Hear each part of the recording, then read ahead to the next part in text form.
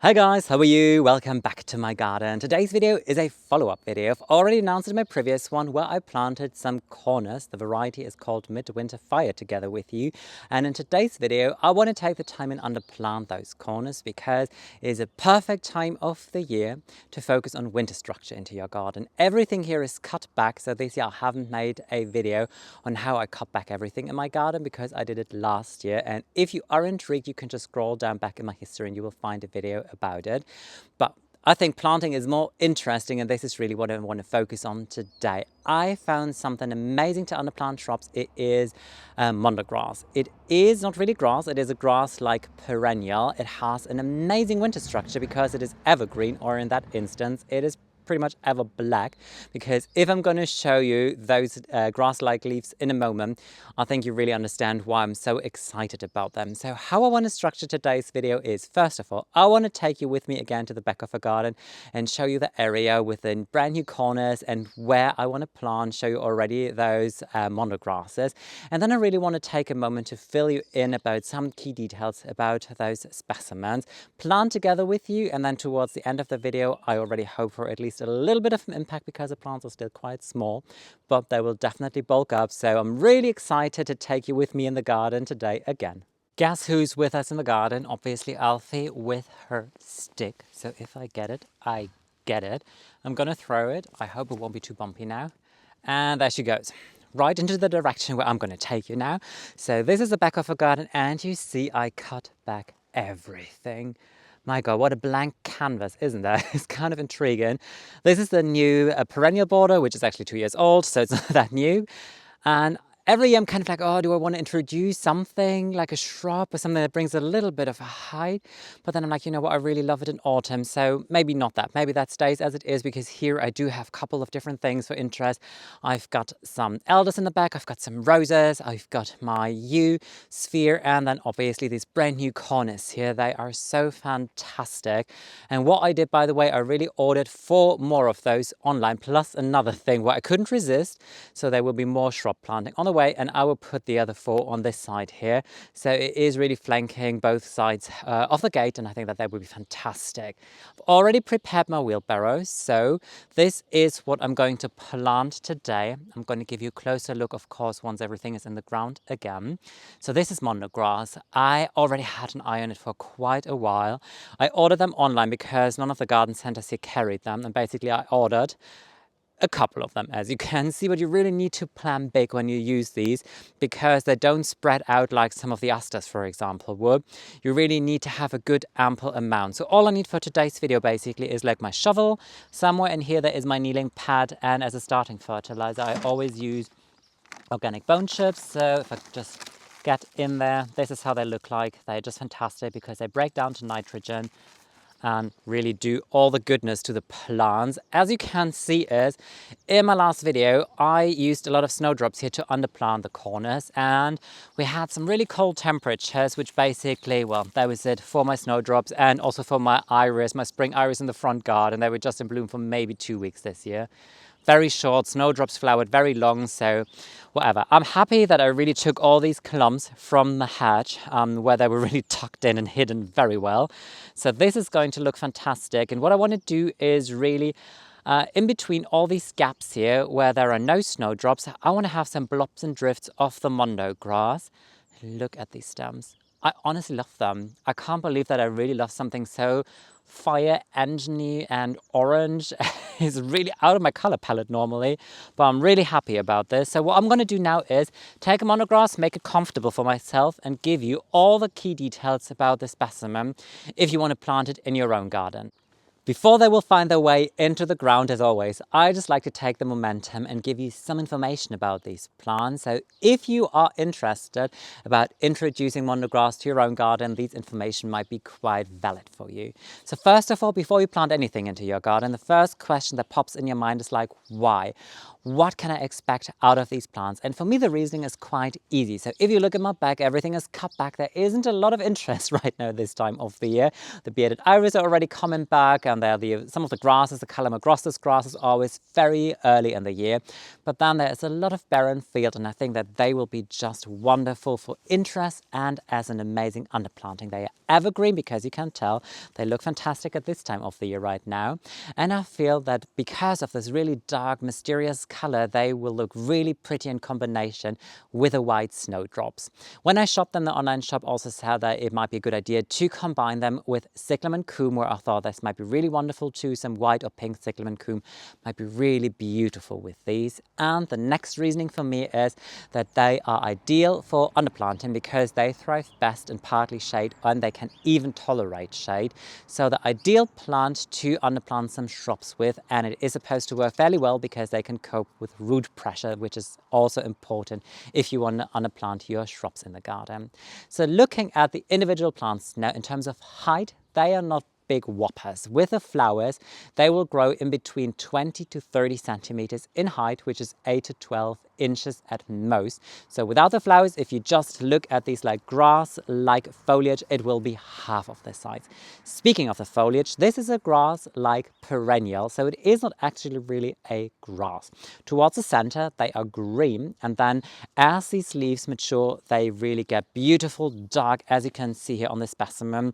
Really depending on the light now, it's overcast, they almost look black, but in the sun, they're kind of like purplish, brownish. It is very an intriguing and beautiful color here.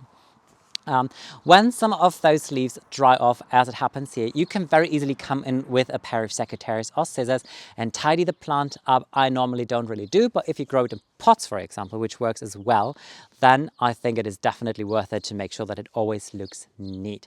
And then in around May time, new leaves will appear from the base of the plant, which is great news for me because even this May, a lot of new shoots should appear and these plants are supposed to bulk up. So looking at the flowers, they remind me a lot of bluebells. You have individual stems, and on each stems you have a lot of pale violet flowers, kind of like bell shaped, hanging down very gracefully, a beautiful contrast to these dark foliage leaves here. So I think very pretty indeed. Also great if you put it in the front row of your planting, for example. The sun level, I already said that this grows very well as an underplanting on shrubs, so it thrives best in partly shade and it can also tolerate shade. So an ideal candidate if you happen to have a garden that is not sun-filled or those areas of the garden where you don't have a lot of sun. In terms of soil condition, this is good news, it's not fuzzy, but the two things that it doesn't like, it does not like to sit somewhere damp. So if you have a waterlogged area in the garden, don't put it there. And if you have very well-drained soil, such as I do, make sure that it doesn't dry out because it doesn't like to dry out, but I always prepare my soil pretty well and everything is mulched with wood chips here. So in general, my soil doesn't really dry out. So what I'm going to do now is take you with me again to the back of the garden and then we start planting. This is how I distributed them. I just want to quickly show you before I really start planting them now. Let's try and find my way into the border without stepping on something here. So you can tell everything which is green now, this is where the snowdrops are. And in between, I have some blobs of this beautiful Mondo grass here, there, over there, and in the back there. So I think as they start to fill in and bulk up, this will be really beautiful and an interesting contrast. What I have is I kept a couple of those because if I put more of the corners on this side here, I also want to underplant them, so I don't want to use all of them now here, and still I want to see how much they are going to fill in. But yeah, in general, I think that this will be really cute, especially when they come to bloom, and it is in the middle of the border. So I mean, there are perennials in front of it, but still, even though it is in the middle of the border, I kind of think that you will see when they come to bloom, because they come to bloom in about June, July time. I just forgot to tell you, but this is when they will flower. I've just made it myself comfortable now, basically in the middle of the border, so I hope that I'm not sitting on my asters right now. Definitely not on tulips, they're further in the back. But when you plant something, in general, the rule of thumb is that whatever you plant, the planting hole should be like double to triple the size of your container. With perennials, it doesn't have to be that accurate, like just a little bit bigger. Definitely with shrubs it has to be, because you really want to give the plants a lot of fresh compost, a good of fresh garden soil. But here what I did is when I started this border, I worked in a lot of fresh, good compost and starting fertilizer like the organic bone chips. So the soil in general is well prepared here, which is good. So I don't need to do this much actually when it comes to the preparation part. What I need to do though is in a moment get a bucket. So I'm just going to put the soil now here at the base of the U. So I hope that they will be happy there.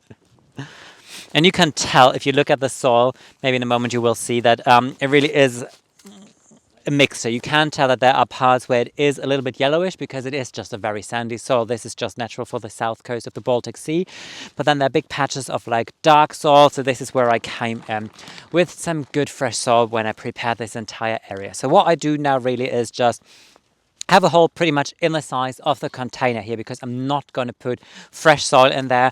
I just put a nice sprinkle of the organic bone chips in there so that they're really close to the roots. So when the microorganisms come in and break them down, they break down to nitrogen and they will feed this plant, which is really wonderful. So all I do now is I order them online. So I have no idea what to expect. There is not a huge root system, let's face it. There are a couple of roots. Normally, I always tell you when you buy something in the garden center, tip the plant over, check for the root system, and only buy something which is not pot bound and where you can see that there is a good, nice root system, which is not really the case. You've got they're so tiny they disappear completely, and those will totally disappear probably in a moment, but they will bulk up. So once they've really established, I will have plants like this size here, basically a half dome shape like this. So this is why the spacing is also a little bit bigger now. So over time, they will create this really beautiful carpet of nice black grass-like foliage. Really excited. So what I'm going to do now is really work my way through and plant all of them bit by bit.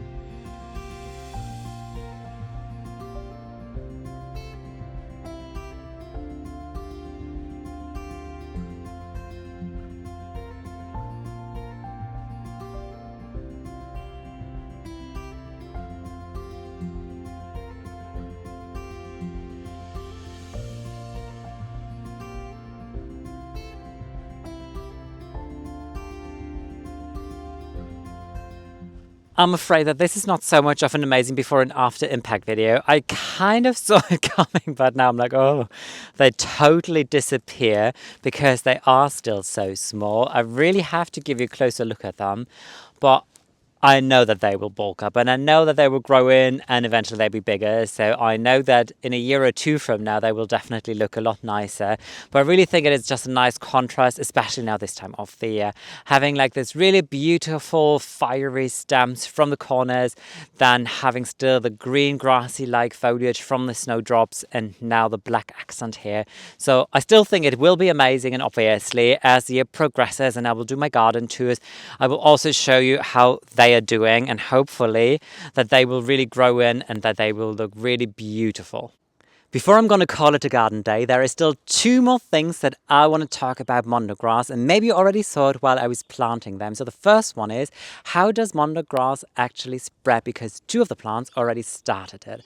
What they do is quintessentially they produce, and I think it's called stolons if I'm not wrong, just correct me because I'm not a native speaker. So quintessentially what it is, they have these horizontal roots, and out of those roots a new grass or grassy perennial springs up, and I already have two of those offspring. So I'm really excited because that means over the time I'll be able to amp up my game and take some of those offsprings and put them in different areas of the garden, because I always love when you have some of those key plants, and if they work as an underplanting, I want to use them in different areas definitely as well. The second thing that you might have seen too is that some of those roots, they have produced tiny tubers already. And those tubers, what they do is they store water, which is really good if there are moments with a little less rain. Nevertheless, make sure that those plants don't dry out completely. So all I can say now is thank you so much for watching today's video. It's always a pleasure to have you in the garden with me. I'd be very happy to welcome you next time around. Also, thank you if you decide to give me a thumbs up or if you subscribe to my channel. So take care, guys.